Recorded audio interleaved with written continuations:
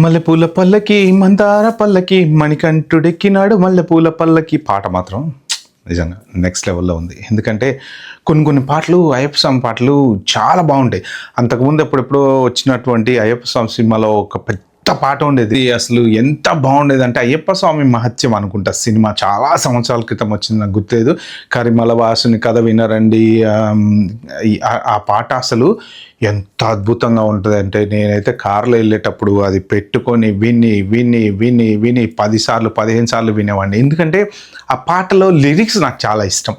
ఏంటి అంటే అసలు మొత్తం చరిత్ర, అసలు యాక్చువల్ టోటల్ చరిత్ర చెప్తారనమాట అందులో. సో భూత భవిష్యత్ వర్తమానముల మాతృజన్మ ఈడెత్తుకొని అనే అలా అన్నీ పసిపాపలుగా మార్చుకొని అని చెప్పడము, ఆయన అడవులకు వెళ్ళటము, పులి, ఇవన్నీ అసలు మొత్తం స్టోరీ చెప్తే ఆ పాట వింటుంటే అయితే మ్యాస్మరైజ్ అయిపోతాం. అసలు ఎక్కడికో వెళ్ళిపోతాం. నాకైతే అసలు చాలా ప్రశాంతంగా కార్ డ్రైవింగ్ చేసేటప్పుడు ఆ ఒక్క పాట రిపీట్ అని నొక్కుకొని పెట్టుకొని అలా వింటూ ఉండే అనమాట. ఎందుకో తెలీదు, అట్రాక్ట్ ఆ లిరిక్స్కి. అంటే ఆ లిరిక్స్ ప్లస్ ఆ వాయిస్, తర్వాత ఆ టెంపో ఏదైతే వస్తుందో పాటలో అది నాకు బాగా నచ్చింది. సో అందుకని ఈ పాటలు చాలా బాగుంటాయి. ఇప్పుడు ఇది కూడా ఈ రవితేజ పాట కూడా మల్లెపూల పల్లకి అందాల పల్లకి మణికంఠుడెక్కినాడే మల్లెపూల పల్లకి అని.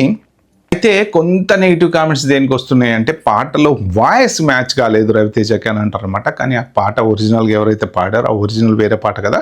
సో ఆ పాట కూడా సూపర్ ఉంటుంది. సో ఆ పాట బాగుంది కాబట్టి వీళ్ళు తీసుకొచ్చి సినిమాలో పెట్టారు. సో ఆయనే ఒరిజినల్గా ఎవరైతే పాడారో ఆయన పాడారు. ఒరిజినల్ పాట వినండి, అది కూడా బాగానే ఉంటుంది. సో ఆ పాటని సినిమాలో పెట్టారు కాబట్టి రవితేజ కనబడేటప్పటికి కొంత మనకు ఆ వాయిస్ డిఫరెంట్గా ఉన్నట్టు అనిపించి ఉండొచ్చు, కానీ మొత్తానికి పాట మాత్రం సూపర్ ఉంది. సో ఎందుకంటే ఆ పాట పిక్చరైజేషన్ మధ్యలో కొన్ని ఏ వీడియోలు పెట్టారు. అయితే ఇప్పుడు విషయం ఏంటంటే దాంట్లో రామ్ చరణ్ కనపడబోతున్నాడా? ఇది ఒక పెద్ద న్యూస్ ఇప్పుడు వైరల్గా సర్క్యులేట్ అయింది. సో దాని గురించి మాట్లాడే ప్రయత్నం చేద్దాం మనం.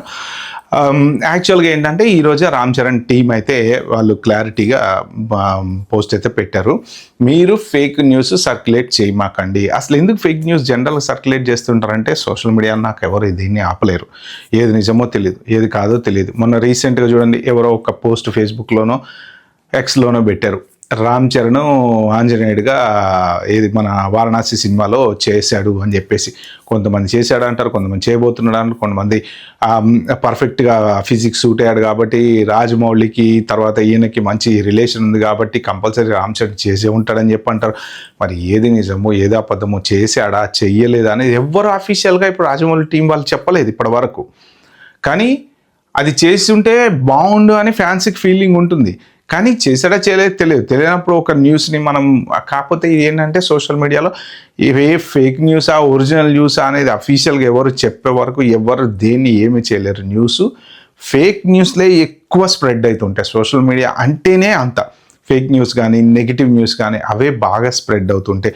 పాజిటివ్ న్యూస్ లేకపోతే మంచి న్యూస్ సోషల్ మీడియాలో పెడితే ఎవరు వినరన్నమాట. ఇప్పుడు సేమ్ ఇది కూడా అంతే, రామ్ చరణ్ ఈ పాటలో కనపడబోతున్నాడు అనేసి ఎవరో ఎక్కడో ఏ ఎక్స్పోస్ట్లోనో ఎవరో తమాష్కి పెట్టింటారు. ఆ పెట్టిన దాన్ని ఇది వీళ్ళు ఈ మధ్యన ఇంకొకటి కూడా ఏదో పెద్ద న్యూస్ వచ్చింది ఇలాగనే, దేశాలకు సంబంధించింది, ఏది ఇరాన్ ఇజ్రాయెల్కి సంబంధించినటువంటి ఒక చిన్న పోస్టు అసలు మొత్తం దేశాలన్నీ కతలకుతలం అయిపోయినాయి ఒక దెబ్బకి. ఎవరో ఆ నేవీకి సంబంధించిన వాళ్ళు ఎవరో ఎక్స్లో ఒక పోస్ట్ మెన్షన్ చేశారంట, అణ్వాయుధాలకు సంబంధించి. దాంతో అసలు మొత్తం ఊగిపోయినాయి ఆ ఇజ్రాయెల్ ఇరాన్ ఇవన్నీ. అసలు ఏం జరుగుతుంది, అది మన ఇండియాలో పెట్టిన పోస్ట్ అనమాట. ఇండియాలో పెట్టిన ఒక చిన్న పోస్ట్కి దేశాలు కదిలిపోయినాయి.